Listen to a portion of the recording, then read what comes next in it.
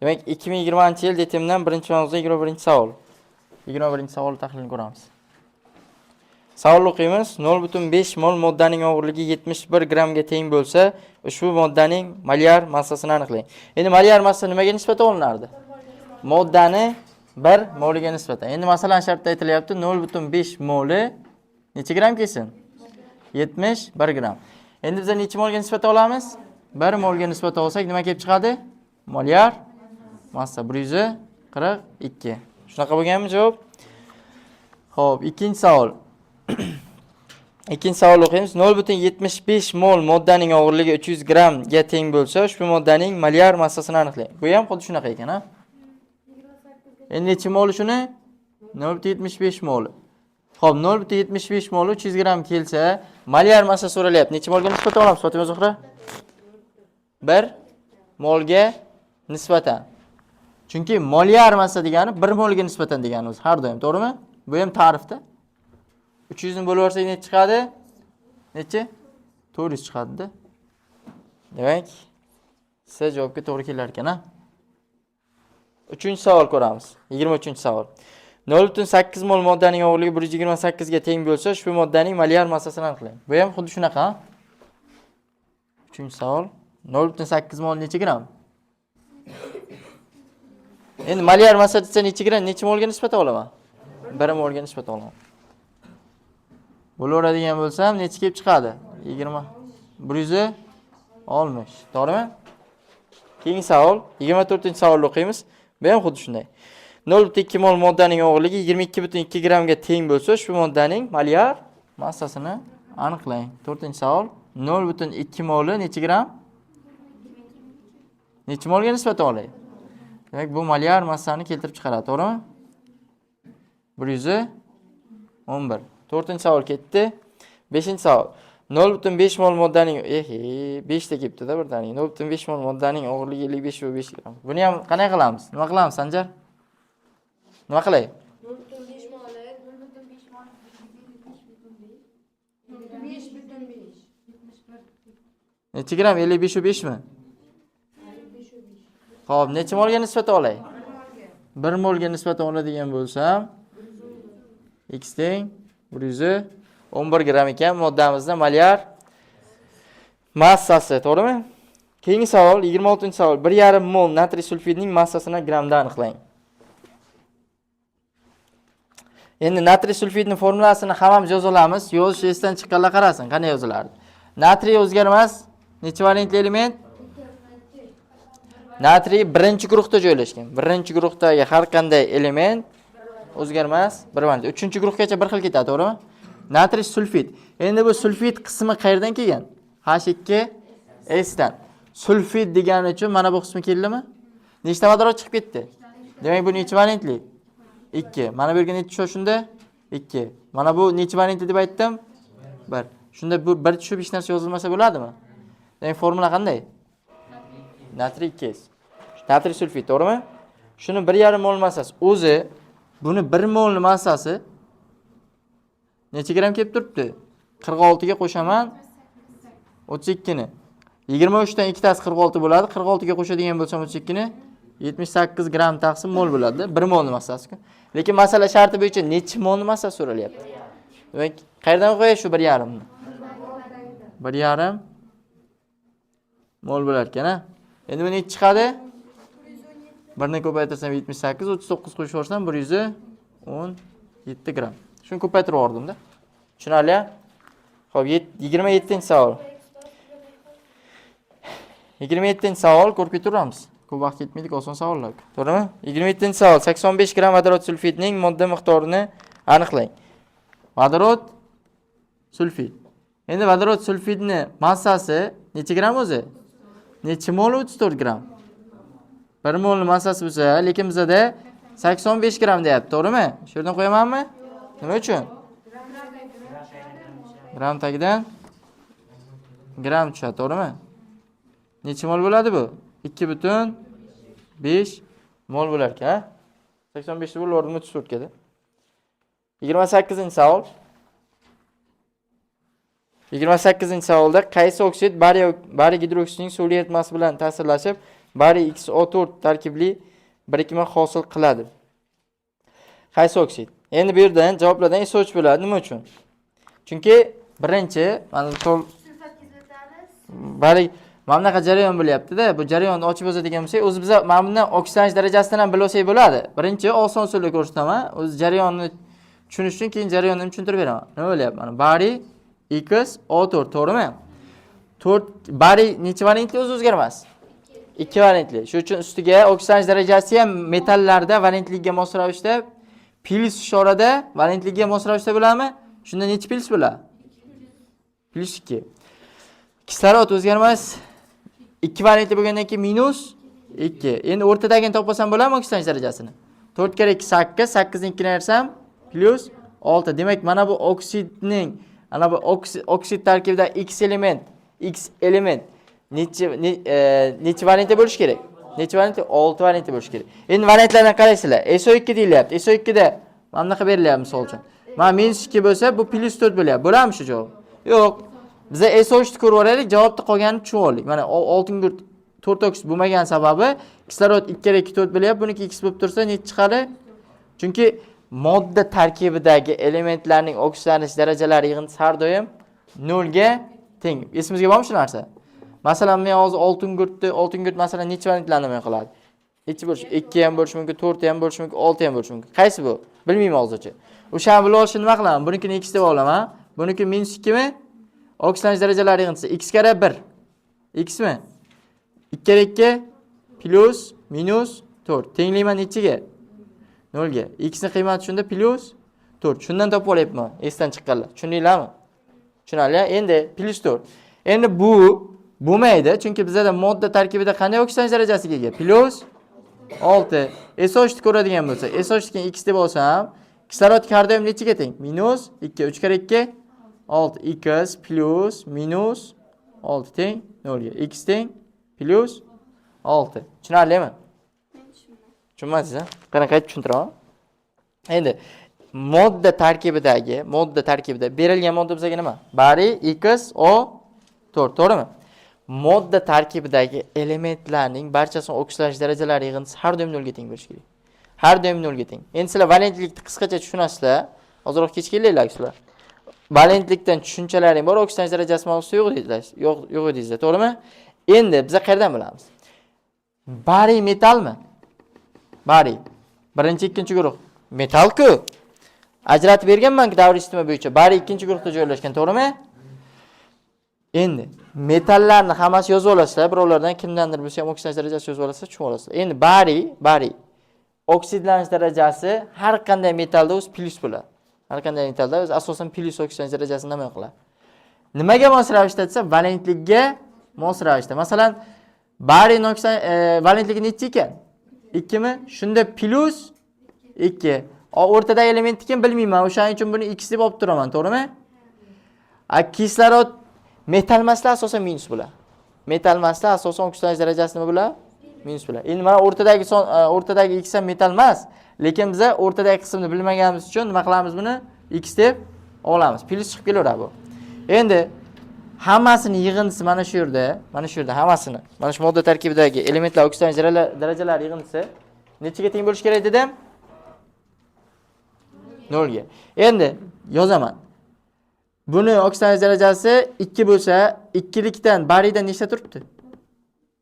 Bitta. 2 kare 1 2. Mana bu X moddanikini o'zini ham nima deb olaman? Bilmaganim uchun. Plus X deb olsam bo'ladimi? O kislorodniki 4 kare minus 2 plus minus 8 teng nechiga? 0 ga. Shunda elementimizning oksidlanish darajasi 2 dan minus 8 dan ayiraversam minus 6, yo'qqa o'tib ketsa plus 6. Oksidlanish darajalaridan moddamizni aniqlasak bo'lar ekanmi? Oltin gurt 6 oksid bo'lar ekan. Ya'ni 3 kere 2 6, mana bu teng bo'ladi plus 6 gami? Boshqalarini ko'rsak 2 kere 2 plus 4. Bu nima bo'lmaydi? Javoblarga to'g'ri kelmaydi. Tushunarlimi? Xo'p, yaxshi. Keyingi savolga o'tamiz. Xo'p, turaversin. 28 ketdi. 29. Fizik o'zgarishni misol keltiring. Sanjar o'qiqani?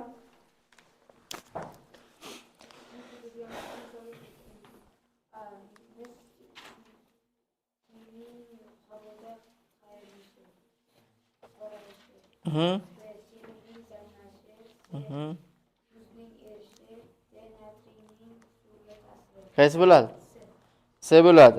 Muzning erishi, chunki qolganlarda reaksiyalar bo'lyapti. Mis simni havoda qorayishib, mis kislorod bilan reaksiya kirishib, mis 2 hosil qiladi. Qora. Tushunarli? Qora rangli modda. Temirni zanglashi ham xuddi shunday. Temir ham zanglash paytida nima bilan reaksiyaga kirishadi. Natriy suvga ta'siri, natriyga suv qo'shsak nima chiqardi? Natriy OH, yanachi? Vodorod chiqardi. 29-savol nima bo'ldi shunda? C javob bo'ldi. 30-savol. Sardor qog'ozni nima o'qqani? Odilbek?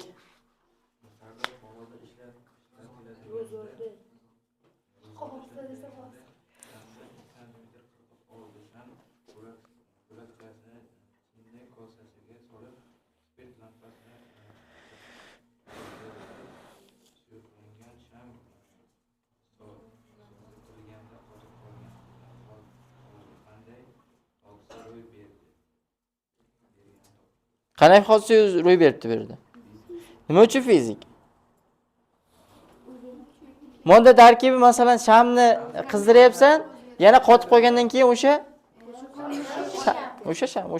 Shu uchun nima bo'ladi bu? Kimyoviy olmaysizlar-da, qizdirdi, bir narsa bo'ldi deb ololmaysizlar-da, tushuninglarmi? Chalg'itmoqchi bo'lyapti-da. Ha, 31-savol. 31ni o'qqani Arslon. Quyidagi jarayonlarning qaysi birlari kimyoviy hodisalarga misol bo'la oladi? 1. Metallning yonishi, 2. Qurg'oshinning suyuqlanishi, 3. Suvning muzlashi, 4. Temirning zanglashi. 1 bilan 4 bo'ladi. Nima uchun? Metal yonishi. Yonish bizga nima edi? Kimyoviy jarayon. Jarayon faqat reaksiya bo'lishi emas, kimyoviy jarayon. Temirning zanglashi. Ikkinchi qo'rg'oshinning suyuqlanishi. Suyuqlanish, muzlash, bular hammasi fizik jarayon edi. To'g'rimi? O'shaning uchun 30 javob qaysi bo'ldi? 31 javob. B mi? 32 ni ishlaymiz. 32 ga qaranglar. 32 noma'lum modda metal SO3 tarkibli modda deyilyapti, berilyapti. Yozib olamiz. Metal nima ekan? Metal necha valentli mana shu yerda? Kim aytadi? 2 valentli. Chunki mana bu yerga hech narsa tushmayapti-da. To'g'rimi? Mana bu H2SO3 dan nechta vodorod chiqib ketgan? 2 ta. Bu yoqqa ham hech narsa tushmay, bu yoqqa ham. Demak, bular 2 valentli bo'lgan ekan, shunday bilib oling. Xo'p, noma'lum moddaning massasining 3 dan 1 qismini metal tashkil etsa, moddani aniqlang. Demak, aytaveramiz. Jami necha qism ekan? 3 qismmikan? Shundan, demak, metal necha qismni tashkil qilsin? 1 qism. Qolgan 3 qismiga shunda metal plus 80. metal plus 80 deb o'tirmasdan 2 qismiga nimani tenglaversam bo'ladi? SO3. Chunki metal 1 qismiga bo'lsa, qolgan 2 qismiga nima qoladi? SO3 ga. SO3 ning massasi nechi bo'ladi? 80. Men bu yerga 80 ni qo'yib qo'ysam oson bo'ladi. 80 ni 1 ga ko'paytiraman bo'laman 2 ga, metal teng 2 metal teng 40 grammlik metal kalsiy bo'ladi. Demak, qaysi javobni olamiz shunda? Kalsiy sulfid degan javob qaysida turibdi? D javobda turibdi. Tushunarlimi? Kim tushunmadi o'tgan? Tushuninglarmi qizlar? Tushunmasanglar so'ranglar. Keyingisi 33. Mendeleev Klepejonmi? Demak, nimalar berilgan yozib olamiz, to'g'rimi? Massa teng necha gram? 6,8 gram. Demak, bizda harorat berilgan 273 gradus Selsiy berilyapti, lekin biza Mendeleev Klepejon tenglamasida hech qachon gradus Selsiyda nimada? Kelvinga o'tishni nima qilardik? 273 ga qo'shamiz, 273 ni 500 keyin yana nima berilgan? litr berilgan. Bosim berilibdi. 101 325. Endi har doim bosim berilgan payt kilopaskalda bo'lsa, universal gaz doimasini nima qilib olamiz? Razi. Bu yodlash kerak-da, to'g'rimi? Universal gaz doimasi. Yana nima berilgan?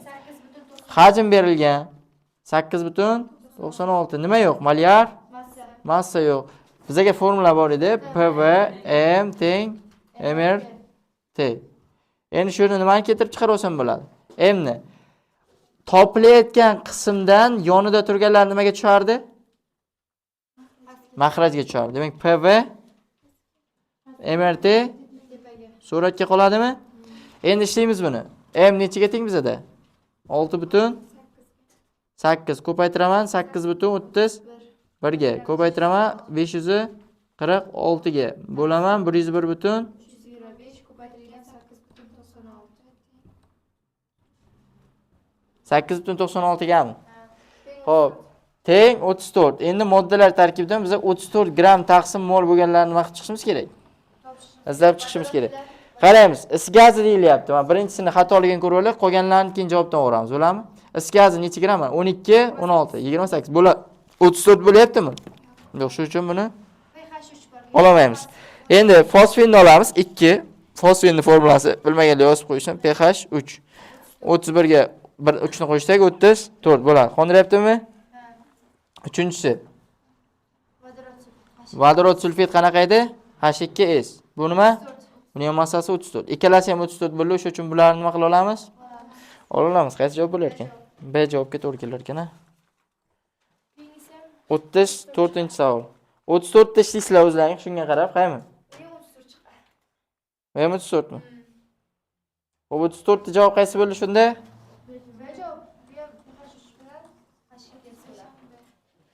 35 ni ham. Endi buni Mendeleyev kalkulyatorga qo'yaverasizlar, bir xilda, bir xil. Boyagilar ko'rayotgan bunga ko'p vaqt ketib qolmasin. Etilenning formulasi C2H4. C2H4. Uglerod 2H4. Mamat kamerani to'g'rilab ol bu doskaga. Xo'p, 36-savol. 36-savol ko'ramiz. Qaysini? Chiqaraverasizlar, sizlar 1.8. 36. Teng mol nisbatda savol o'qiymiz, hamma savolga qarasin. Teng mol nisbatda olingan A2 va B2 gazlar to'liq reaksiyaga kirishi natijasida 0.6 mol A2 B6 hosil bo'ldi. Ortib qolgan gaz takror reaksiyaga kirish uchun qaysi gazdan necha mol kerak? Endi qaranglar. Teng mol nisbatda biz A2 modda olganmiz. I plus B2 mod. Nima hosil bo'lyapti? A2 B6. Reaksiyani tenglashtirishim kerakmi? Bu yoqda B'dan nechta turibdi? Bu yoqda ham nechta bo'lish kerak? 6 ta bo'lish kerak. Shuning uchun bu yerga necha qo'yaman? 3 kere 2 6 ta. A'dan o'zi 2 ta, 2 ta. Reaksiya o'zaro tengmi?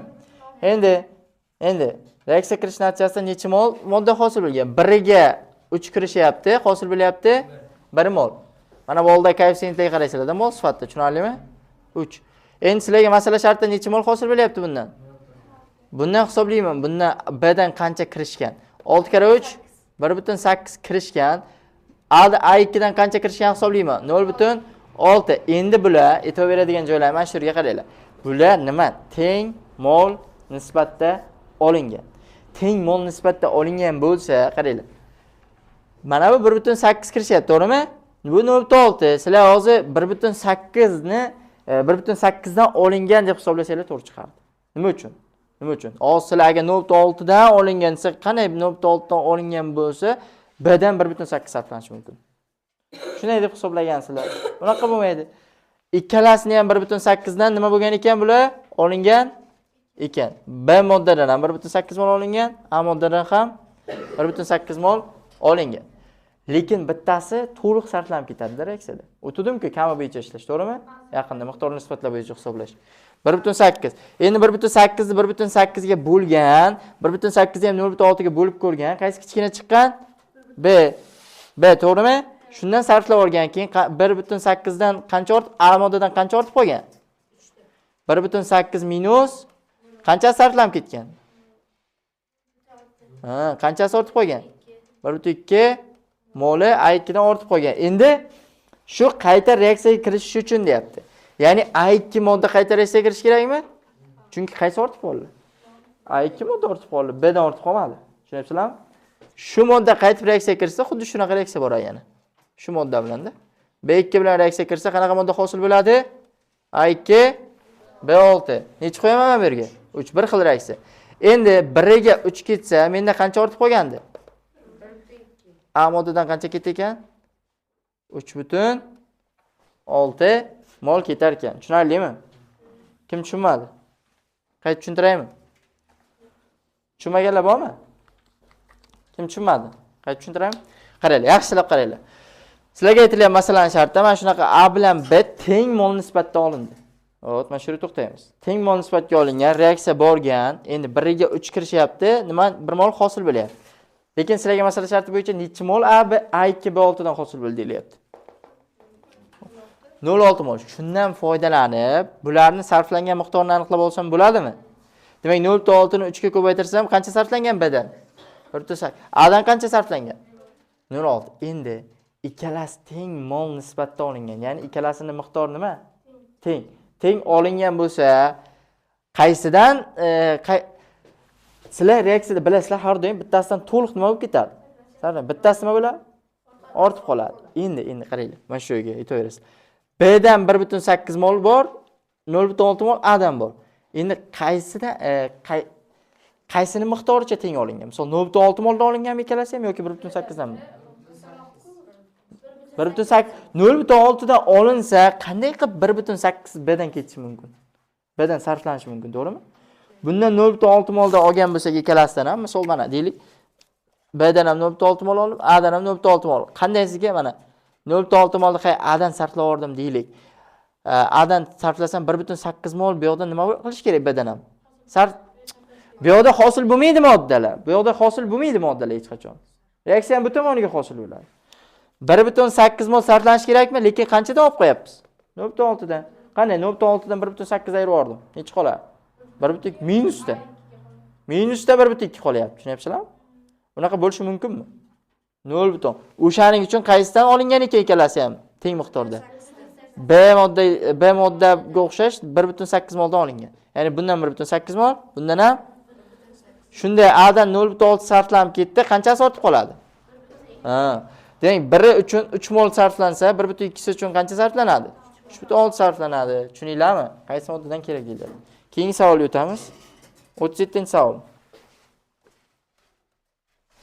37-savol. 16 litr idishdagi gazning hajmi 8 litrgacha kamaytirilganda bosim 6 kilopaskalga ortdi deyilyapti. 6 kilopaskalga ortdi. Dastlabki bosimni aniqlang. Endi qaranglar. Weber bor bizaga. Weber nechiga teng? 16 gami? V2 nechiga teng? Qaranglar, 8 litrgacha kamaytirildi. Demak, necha bo'lib qoldi? 8 16 edi, 8 litrgacha degan 8 litr bo'lib qoldi degan. Tushunyapsizlarmi? Sarflanib ketgan bo'lsa ham 8 bo'ladi. V1 16 bo'lsa, bosim P1 bor, P2 bor. P0, P1 desak ham farqi yo'q. Endi sizlarga bosim 6 kilopaskalga ortdi. Aytaveringlar, gacha demayapti. Gacha demayapti. Dastlab necha bo'lgan? X bo'lgan. Keyin qanchaga ortgan? 6. Ortgan bo'lsa x plus 6 bo'lib qolgan. Endi bizga formula bor edi. P1 ko'paytirilgan V1 teng P2 ko'paytirilgan. Bormi shunaqa? P0 V0 deb yozdirganmi? Farqi yo'q uni. Endi P1 ni o'rniga nimani qo'yaman? X ni qo'yamanmi? P1. Qani P1? Mana shu yerda. X ni qo'yaymi shuni? Ko'paytiraman. V1 nechiga teng? 16 ga. P2 ni o'rniga ko'paytirilgan 8. 16x tenglik 8x plus 48. 8x bu yoqqa minus o'tami? X teng nechi qoladi? 48 ni 8 ga bo'lsam. 6 qolar ekanmi? Qaysi javob bo'ldi shunda? Dastlabki bosimni biz nima deb belgiladik? X. Shunda javob C bo'lar ekan. Kim tushunmadi? Kim tushunmadi? 38 ga o'tamiz. Ko'p ishlaganmiz, buni ham testlaminga olgan mana. 38 ham o'xshash, 39 ham o'xshash, shunaqami? 40 ni ko'rsatsam bo'ldimi? 40 ni ko'rsataman endi. 40 ni ham ko'rganmiz, ha? Masalalarda. Ko'p ko'rganmiz uni ham. Neon elementi tabiatda neon 22 va 20 ko'rinishida uchraydi deyilyapti. Neonning o'rtacha nisbiy atom massasi 20.2 gram bo'lsa, 20.2 bo'lsa deyilyapti. Qanday hajmdagi neon izotoplari aralashmasida 0.2 mol neon 22 izotopi bo'ladi. Endi buni tenglama usulda ko'rsataman, o'rtachaga qo'yib ko'rsataman. Qulayini ko'rasiz, ham. Tenglama usulda ko'rsataman, o'rtachaga nimalar qatnashyapti? Neon 2 va neon 20 mi? 20 mi? 20. Qaranglar, neon 22 massasi 22 qo'yaman bu yerda. 20 mi? Shundaymi? O'rtacha hosil bo'layotgan necha gram ekan o'rtacha moliya massasi? Har doim hosil bo'layotganini qayerga qo'yiladi? O'rtaga 20.2 qo'yaman. 20 dan 20.2 dan 20 ni ayrsam 22 dan necha? 1.8 8. Endi bu nima nisbati kelib chiqardi har doim? Mol nisbati kelib chiqar edi, to'g'rimi? Endi qaranglar, aralashmasi deyilyapti. Qanday hajm? Ikkalasi birgalikda aralashma hosil qiladimi? To'g'rimi? Aralashmasidan qancha litr deyilyapti. Mana bular necha mol bo'ladi ikkalasi? Necha? 2 1.8 ga qo'shsam 0.2 ni necha mol? Nisbatini olsak ham bo'laveraman. Nisbatini qay. 1.8 ga 0.2 degan 9 ga 1 degan. Nisbatini olsak ham bo'ladi. Keyin ikkalasi mol necha bo'ladi? 10 mol. Endi 10 mol bo'lgan paytda qancha bo'ladi deyman, shuni so'rayapti aralashma. Lekin menda qaysinikini berilyapti hajmi, moli? 22si. Shuni mana qilib turib 0.2 mol olsam bo'ladimi? Bo'ladimi? Endi umumiy aralashma molini topsam-chi 10.2 ga ko'paytiramanmi? 2. Necha bo'ladi? 2 mol. Endi bu aralashmani birdan hisoblayversak bo'ladi, alohida ajratib hisoblaymanmi deb o'tirmanglar, chunki har qanday gaz modda normal sharoitda 1 moli 22.4 bo'lsa, lekin menda necha litr bor? Necha mol bor? Hisoblasam bo'ladimi? 44.8 litr bo'lar ekan. To'g'rimi? Qaysi javob? A javobga to'g'ri kelar ekan. Endi buni nima qilib ishlasak bo'ladi? Tenglama qilib ishlasak bo'ladi. Endi o'rtacha molyar massa degani 20.2 beryapti sizlarga. Har doim eslab qo'yinglar, o'rtacha molyar massa necha molni massasi? 1 molni massasi. Moddani, demak 1 molni massasi. Endi bu 1 molni massasi bo'lsa, menda mana bu neon 20.2 ni ichida nimalar bor? Neon 22 va neon 20 bor. Ikkalasini birgalikda mol necha bo'libdi? 1 molmi? Endi 1 mol bo'lsa, bunikini x deb olsam bo'ladimi? Buniki necha bo'ladi shunda? 1 minus x. Y desak ham bo'ladi, 1 minus x. Chunki ikkalasining yig'indisi 1 mol. 1 dan x ayrsam nimaga qoladi? Neon 22 ga. Tushunyapsizlarmi? Neon 22. 1 minus x shunda neon 22 ga qolar ekan. Bu tenglama usuli. Qarab turinglar. Endi o'rtachada qo'yishda biza m o'rtachaga qo'yishda nima qilardik? Molyar massalarni ko'paytirardik mollariga va umumiy mollar yig'indisiga nima qilardik? Bo'lib olardik va tenglab qo'yardik o'rtacha molyar massasi. Men o'rtachaga qo'yaverardim. 1 minus x ni nechaga ko'paytiraman? 1 minus x molni ko'paytiraman 22 ga qo'shaman. X ni ko'paytiraman 20. 20 x mollar yig'indisi baribir 1 da. Chunki ikkalasi moli 1 ku. Teng bo'lib qolibdi shu 20.2 ga. Bari 20.2 ni 1 ga ko'paytirsam o'sha. To'g'rimi? 22 ni 1 ga birinchi hadlab ko'paytiramiz. 22 ni 1 ga, 22 x ga, to'g'rimi? 22 minus nima bo'ladi? 22 x ku. To'g'rimi? Plus 20 x tenglik 20.2 ga. Endi bu yoqda nima qoldi? 22 dan 20 ni ayiradigan bo'lsam, yo'qqa o'tkazib 1 dan 2x qoladimi? 20.2 bu yoqqa o'tsa necha qoladi? 1.8 mi? X ni qiymati shunda tenglama ishlaysizlar-da, ozroq tushunmay qolgan bo'lsangiz. 0.9. 0.9 chiqdi. Demak, menda tenglamadan neon 22 niki moli 0.1 mol ekan. Neon necha? 20 niki 0.9 ekan, to'g'rimi? Tushunaymi? Endi bularni ikkalasini birgalikda moli 1 molmi? Bab 1 mol-ku. To'g'rimi? Lekin menda aytilgan masala sharti bo'yicha 1 mol bo'lgan payt 1 mol yana qaytib keltirib chiqarib o'tiramiz-da biz. Nimaga kerak bu? Nimaga kerak? Sizlarga masala sharti bo'yicha neon 22 dan necha mol deyilgan? Lekin bizada 1 molning tarkibida necha mol chiqdi? 0.1. Lekin menda 0.2 berilgan neon 22 dan-da, tushundinglarmi? Jam aralashma shunda 2 mol bo'ladi. Har qanday gaz modda normal sharoitda 1 moli. Lekin bizda qancha bor? 2 mol bor. Ha, ko'paytirsam, Mamat o'chir. O'chiring.